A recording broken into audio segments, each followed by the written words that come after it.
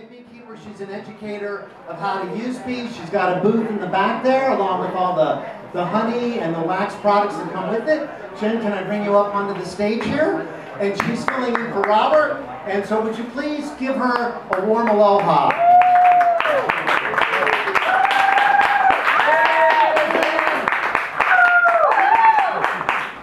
So for about 6 years now, I've been running Paradise Nectar Apiaries down in Kapoho. And I started out just trying to learn on other people's bees and pick up what other information I could. Originally, I went to my landlady and asked her, how do I take care of the hives on our property? And she said, read a book. So that was my beginning education. It was a couple of books from the library, a makeshift bee suit, and an intention to learn. And at this time now, I'm currently selling honeybee packages, and I've been raising bees for the last several years, doing all treatment-free management practices. My goal is to prevent sickness rather than have to fix the symptoms. So a lot of the stuff that I talk about in my workshops and I teach other people how to do is to keep bees naturally, allow them to make all of their own combs, and to create all of the things that they need by themselves. It takes a lot of the dependence from beekeeping companies and the need for medications and miticides and things like that and put that in the picture because they're not necessary. And a lot of the things that I find I'm learning every day is how to continue to empower the bees and to just have that trust and focus that they've got it figured out and they know what they're doing. So a little bit of what I wanted to talk with you about today was trusting our intuition, because that is mainly what bees have taught me. And a lot of it comes down to being able to focus on our intention to create the outcome that we want by believing that it will be possible. And 3.5 years ago, when I decided to go treatment-free, a lot of people thought that I was going to fail. And I knew from the way the beekeeping community greeted me and treated me at meetings that I wasn't really taken seriously. For a lot of times I would show up and say, I'm doing it treatment-free, and people would be like, yeah, right, for how long? Well, 3.5 years later, I'm proud to say that my bees are super strong. They're very vibrant. I'm managing around 70 hives. I do a mixture of top bar hives and Langstroth hives, as well as several experimental hives along the way that have taught me a lot as I've gone. I'm very idealistic, so a lot of the things that I've said, I'm going to do this, and not really knowing how that outcome was going to come about, I've really been pleased to see how the bees have taught me patience and perseverance. Because those are two extremely valuable qualities I feel like we all need in various walks of our lives. So back to intuition, what led me to this place was trusting that my ideals and the way that I felt were going to lead me down the path that I wanted to follow, which brought me to an amazing property, which is a 12-acre permaculture farm devoted towards native forest restoration. And I'm really stoked to be able to share it with Anne, who's here doing native plants, and to be able to learn how to care for my environment and how to really appreciate what is being provided for me by nature, and to realize that everything that I do, everything I put in and contribute to nature is going to later on affect me in a greater way. And through that process, I've realized that the things that most mainstream beekeeping cultures are providing for us as far as education talk about dealing with symptoms, such as treating varroa mites with a miticide that kills the mite so that the bees won't have the parasite anymore, using certain things to kill small hive beetles so that the small hive beetle won't take over the hive. While these things in my view are a problem, and I don't want them in my hives, I've also come to learn that it's all about living cohesively. What we do today will be what we get to have in the future. So for me, I know I don't want to spend my money on miticides and treat my bees with them so that later on I have these bees that are dependent upon them and can't survive without them. So what I started to do was wean my bees slowly into a different cycle. And right now, the way that I'm able to keep bees treatment-free is all through reproduction. It's quite amazing, actually, because honeybees naturally want to swarm. But if you read a lot of beekeeping books, they discourage swarming. They say if you want to make more honey, don't let your bees swarm, which is kind of a funny thing because when honeybees swarm, they make more honey. So this whole idea came to me simply by the bees. There wasn't a book I could read it in. There wasn't anyone who could teach it to me. I just kind of sat and decided, all right, I'm going to learn it from my bees. I'm going to see what they show me. And I noticed that every 3 months, sometimes every 6 to 8 weeks, but mostly on a 3-month cycle, my bees start to make queen cells and queen cups, and they start preparing themselves to swarm. A swarm is when the queen flies away with about 75% of the original hive, and the bees that are left over raise a new queen from her eggs. And so during this process, there's a huge cleansing cycle that takes place. The original queen flies off, she starts a new home somewhere else, or you can even come and you can take her and put her in a new box so you can keep her, and she starts a new hive on her own. All those bees that are left over that are raising a new queen are focused on spring cleaning, which everybody, this is a good analogy I like to use for people. So imagine that you're in the daily grind, you're doing all your responsibilities, taking care of kids, doing all the things you gotta do. A lot of those little messes that accumulate, cobwebs in the ceilings, dust on the windows, that stuff just continues to build up. And if you don't have a time to do a spring cleaning, it can get really out of hand to the point where it just becomes undesirable to be around, right? So in a beehive, if the queen's always laying eggs, there's never time for a spring cleaning. They're constantly working on just taking care of the daily tasks that are needed to survive. So the queen has to leave in order for there to be a break in the brood cycle. Brood is baby bees. So in order for the queen to be able, the new queen to be able to have a fresh, clean house to start laying her eggs in, that old queen has to leave so that the bees will clean up every cell, they go through, they pull out any diseased brood, they pull out anything that shouldn't be there, they clean everything so that it's immaculate and ready for the new queen. So when that new queen is born and she goes off on her mating flight and comes back, she's got this beautiful, shining house that she can start laying her eggs in, which helps with disease and pests. So it's fantastic to see that bees truly are the definition of sustainability. Everything that they do, they create by themselves. So what's really fascinating to me is bee biology, which if any of you are as intrigued as I am, I recommend The Biology of the Honeybee by Mark Winston. It's definitely a fantastic book that covers everything. And one of the things that you'll learn in that book is that when bees go out and they forage on flowers, they get pollen and they get nectar. They turn nectar into honey. Honey is like the preserve. It's like if you have a bunch of fresh strawberries and you want to preserve them so you can store them and save them for later. It's kind of the same process. You have to evaporate out all that moisture that's in it, all the water content, to make it so it's something that lasts and doesn't ferment. So honey is like the dehydrated version of nectar. Nectar on its own, if it wasn't dehydrated, would be extremely, it ferments very quickly and it becomes very alcoholic and tasting. So bees are getting this nectar and they store it in their bodies, and they get the pollen from the flowers and they store that in their legs, and they can take the two and they mix them together using their proboscis, which is their tongue, and they mix them together in their bodies once they eat them, and they make a superfood called bee bread. And bee bread is actually an equal balanced amount of carbohydrates and protein, which makes it a superfood. It gives them a lot of energy. That's why bees can buzz so fast. It's scientifically like amazing. They don't understand how bees can fly, but I contribute all to pollen and nectar. So when they have pollen and nectar, they break it down in their bodies. There's two different ingredients that can be made from this. One is royal jelly, which only the queen bee eats royal jelly her whole life. So for the first 3 days, every egg that is laid in a hive is fed royal jelly, and every egg could be a queen. Once they hit the 4th day, they're fed bee bread. Bee bread makes them into workers or drones, depending on how much of that bee bread they're fed. Drones, since they're big and fuzzy and they have this extra amount of girth to them, they eat a lot of bee bread. So the more bee bread they eat, the bigger the bees, right? So worker bees have a very well-balanced diet. They're able to get around very well, and they have to remove this product from their bodies somehow. So just like if we go out and we do a lot of physical effort and we really work hard, we produce a sweat. And that sweat is kind of like our byproduct from the things that we eat and do. So honeybees sweat wax from little glands in their bodies. So with that wax that they sweat, their no-waste philosophy turns it into the combs that they store their food in, which is pretty amazing.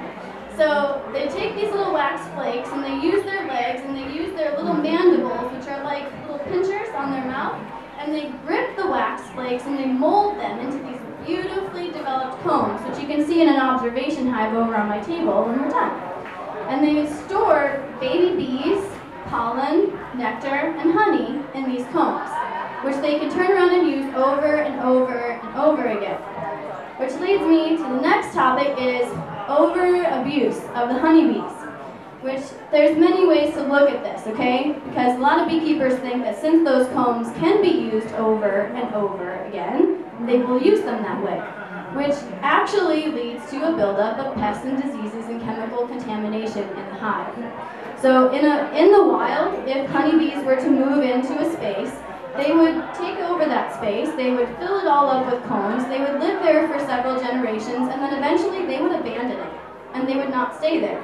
Over a period of time, once all that stuff has been eaten up by mice and rats and other little critters, another hive might move in and take over that space. So naturally, bees aren't supposed to stay in the same box and live on the same combs for a long time.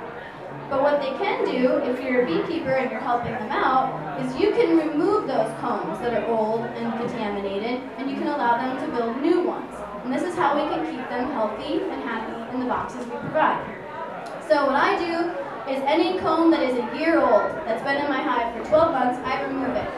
And by doing this, I have eliminated the issue of Nosema cerana, which a lot of you probably have heard about the pest issues we've had. In 2008, we got varroa mite. In 2010, we got small hive beetle. And shortly after, in 2010, we got Nosema cerana. It's a very short time frame to get a whole lot of stuff that really affected honeybees. I myself at the time went from 40 hives to 4. So it was drastic. Every time I walked into a bee yard, I left crying for months. I couldn't believe how hard I worked to build up my apiary, only to see these little tiny bugs come and turn it into a fermented, maggot-infested goo. So, being that that is the possibility of what can happen, there's a reason why a lot of people get concerned. There's a reason why a lot of people turn to these chemicals and these other treatments to try to figure out how can they solve the problem. For me, once I realized using those chemicals wasn't an option, I had only one other way to go, and that was to figure out how else do you do it. So by removing the old combs and allowing my bees to make all of their own combs, I've created a healthier environment for them to raise all of their brood in, and in turn, they're healthier in the long term and sustaining themselves naturally. When I talk about making their own combs, there's a really good reason for this. So if you were to pick up any kind of beekeeping catalog and you were going to shuffle through it to figure out what to buy so you could get yourself started, there's going to be like introductory kits. And in those introductory kits, they're going to say to buy the Langstroth boxes and the frames. They might even have plastic frames that you can buy that are easy because they never go bad. And you may have some plastic frames that you can insert into your wooden frames or wax foundation sheets. Most beekeepers I know use these wax foundation sheets and trust them and believe in them. When I started doing my research on the chemicals that are used in beehives, and I started trying to figure out what causes this problem and how come when industrial beekeeping became more popular and Rudolf Steiner was telling everybody what was going to happen way, way down in the future, and nobody was listening, I wanted to know, well, what would happen? You know, and where did this stuff all come from? So I can actually go back in time, and you can too if you study the history of beekeeping, and you can tell when bees started to get sick. And the foundation sheets definitely have contributed to that problem. The reason being is that many beekeepers that get these wax foundation sheets also have large apiaries. So let's say, for instance, that you're a beekeeper with 4,000 hives. You can't take time to have all your bees build all their own wax. So putting a wax foundation sheet in the hive gives them a grid to start on, it helps them build straight combs, and it makes it easy to maintain. Now, if you got a mite problem and you got 4,000 hives, you're definitely not going through and trying to make splits every 3 months to get rid of that problem. So using a miticide is a quick fix. You slap some pads on it, or you put in some strips in between your frames, you walk away, mites get knocked down for a few months, and then you do it again. So if this is your cycle, all that stuff that you're using on your bees is going in the wax. Wax absorbs everything and it never lets go. And it spreads. So it'd be kind of like, for instance, like wood. Wood sucks up moisture, but it doesn't stay in that one spot. It spreads throughout the wood, which can cause a rot, or like contamination and mold to start to grow, right? Same thing in a beehive. So if a chemical comes into a beehive and it's in the wax, it spreads to the wax around it. It spreads into the products that are in the wax around it. And it just keeps spreading. So let's say that you have 4,000 hives and you have all this wax that you got from your hives, from doing uncapping of the honeycombs and processing old combs, and you want to get a discount on the wax foundation sheets. You send all your wax to these bee companies that make them, and they put it all in one big stew pot, they melt it all down, they make the foundation sheets, and then they sell them to people. So people all over the place are getting these wax foundation sheets that suck up everything. So now that one little bit of wax that might have been contaminated the whole pot. A couple of chemicals that can be found in this big wax pot is fluvalinate, coumaphos, and anthrax. And these three chemicals can cause tumors, cancers, birth defects, growth issues. They're definitely not safe for our bodies or for bees. So let's just go back to, we get our introductory kit, we put these foundation sheets in, we give our bees this pre-made cell size, which is actually larger than bees make naturally. So bees work with a 4.6 millimeter cell size. The ones you can get from the stores are more like 5.7. The theory behind this is that bigger bees make more honey. But what we know also is that the bigger the cell, the more varroa mites fit inside of it, which is why they prefer drone brood. So you give them these bigger cells, and it's in a big grid that's already loaded with a chemical base that they got to build off of. Boy, it's a wonder why these bees get sick, right? So when I started figuring this stuff out, I realized no more foundation sheets. My bees got to make all their own wax. And the smaller the wax, the better. So how do you train big bees to be smaller? Constantly have them make new combs. So for the first year when I started working with this theory, I would constantly shake my bees from one box to another, which was a really slow start. There wasn't any money coming in from what I was doing because I was constantly starting over, so to speak. But over time, I got these really small bees who are super healthy, who are incredibly strong. They don't have a whole lot of varroa stuff going on in their hives because there's not a whole lot of room for those varroa to live there. They're also extremely hygienic, so they'll walk around grooming themselves all day long. The way that I like to look at what's happened with the bees and with the beetles and the mites and everything is it's evolution, it's adaptation. In life, we have to learn how to deal with these things when they're thrown at us. Just like if you get sick, you don't always have to go to the doctor to get a medicine to deal with sickness. Allowing your body to develop its own immunity to that sickness will prevent you from getting it in the future. So by allowing bees to deal with the stuff on their own and to deal with the pests and the diseases on their own, they can develop stronger immune systems which make them less susceptible to these diseases and pests in the long term. That's what I'm going for, the cause, not the symptom. I don't want to spend my time treating sick, weak bees and dealing with their symptoms. I want strong bees that don't need me so I can walk away and come back and they're fine. One thing though that I do like to say about this, because a lot of people hear me talk, a lot of people come to my workshops and they see the way that I am with my bees, and I'm very like hands-off, low maintenance around most things, which gives people the idea that you leave them alone and they do their own thing and you don't have to be in there, which is actually incredibly false. Even though I don't do a whole lot when I'm in the hive besides harvest honey and make space for them and get out pollen and stuff like that and then make splits, I do have to be in there every 2 to 3 weeks to make sure that they don't take their combs and connect every single one of those bars together. Because bees make the most amazing labyrinths I've ever seen. But if you're trying to work with them in a box that you've created, those labyrinths aren't a whole lot of fun. They can actually become tragic for the bees. If you get in there and you're not very experienced in dealing with it, you can make their whole house fall apart in 10 minutes. And then they have to spend about 4 months rebuilding it. So our impact that we have on them is actually pretty huge. So if we take the time in the beginning stages, I kind of like to look at it like this. Like let's say that you call me up tomorrow and you buy a package of bees. You get 3 to 5 pounds of bees in a queen and a starter comb. Okay, you take that comb and you put it in your hive, the box that you've got for them, and you allow them to build all their combs. In about 3 months, you're going to have your first honey harvest, and they're going to be ready to swarm.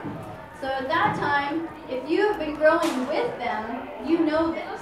If you've been getting in there every 10 to 12 days, 10 to 14 days, and staying involved in their growing process, they know who you are, they're ready for you when you show up, and they greet you in a pleasant way. Unless you've done something really tragic the times before, they remember that too. But the thing is, bees have about a 6-week memory cycle, because all workers live for 4 to 6 weeks. So if you're involved in their growth process, You become like family. You know when they're full of honey, and you know what's going on in those combs because you've been able to get them apart through the whole process. Let's say, for instance, that you're not involved in their growth process and you just leave them alone. You're going to come back to an intricate maze that's going to be hard to get through. Your bees are going to greet you with kind of like a, what are you doing here and who the heck are you? And it's not going to be very much fun because there's a lot of things that can go wrong. So part of treatment-free beekeeping is also having a relationship, an intuitive relationship with your bees, knowing what they're telling you and being ready to receive the messages that they want to share. And whether or not you're aware of it now, bees actually do communicate with us in these ways. They have different pitches that they make. So like for instance, a happy hive is going to kind of hum real low, like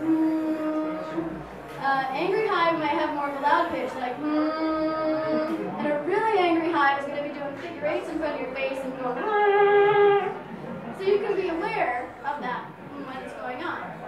Queen bees actually make their own sounds too.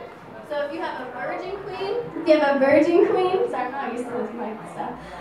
If you have a virgin queen in your hive, you may hear her tooting. She makes these little like pitched calls that she like telling all the other bees, hey, I'm born and I want to be your queen.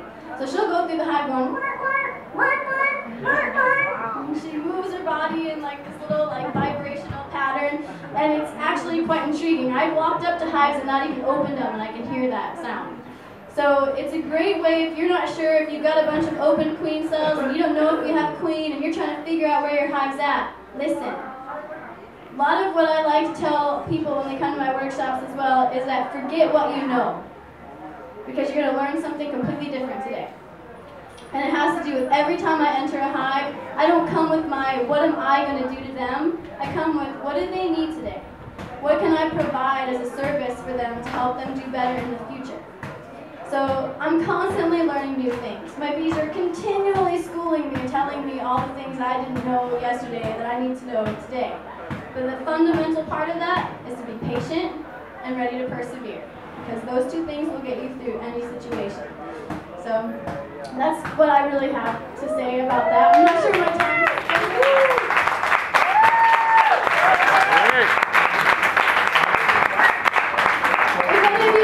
Curious to check out more about what we're doing. I have workshops the first Saturday of every month at my home apiary, and I also do workshops at Hawaiian Sanctuary and different places, so definitely stay posted. I am also on Facebook as Jen B, and you can check out my website, paradisenectar.com. Have a great day, guys. Thank you, Jen. Thank you, Jen.